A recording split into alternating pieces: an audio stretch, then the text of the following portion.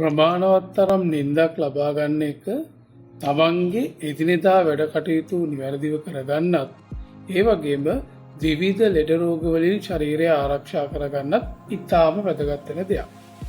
ඉතින් ඒ හින්දා අපි අද බලමු හොඳ නිින්දකට ඔයාට හේතු වෙන ටිප්ස් 5.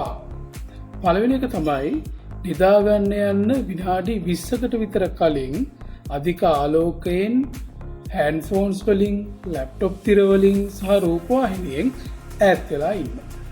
දෙවෙනි එක තමයි හැම වෙලේම එකම වෙලාවකට නිදා ගන්නයි එකම වෙලාවකටයි නැගිටින්න හුරු වෙන්නේ.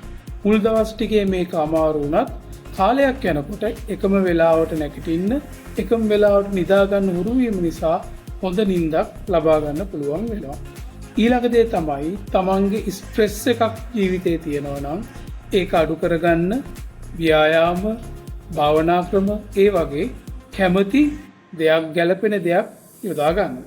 හතරවෙනි එක තමයි නිදා ගන්න යන්න කලින් කැෆෙයින්, නිකොටීන් සහ ඇල්කොහොල් වගේ දේවල් අඩංගු වෙන ද්‍රව්‍ය, පාන වර්ග, සිගරට්, මත්ද්‍රව්‍ය භාවිතා කරන්න යන්න එපා. ඊළඟ දේ තමයි නිින්ද යන්නේ නැත්තම් ස්ලීප් ස්ටිමියුලස් එකකට හුරු වෙන්න. ඒ කියන්නේ ඔයා ඇඳට ගිහිල්ලා විනාඩි 20ක් විතර යනකනුත් නිින්ද යන්නේ නැත්තම් තවත් නිදා ගන්න try කළාට හරියන්නේ නැති වෙන්න පුළුවන්. ඒ වෙලාවට ඇඳෙන් නැගිටලා පොතක් බලන එක, එහෙම නැත්තම් වචන ප්‍රේලිකාවක් විසඳන එක වගේ නිදිමත ඇති වෙන්න හේතු වෙන දෙයකට යොමු වෙන්න. මේකත් ඊට පස්සේ නිදිමත දැනෙන්නත් හොඳ නිින්දකටත් ඔයාට හේතු වෙනවා.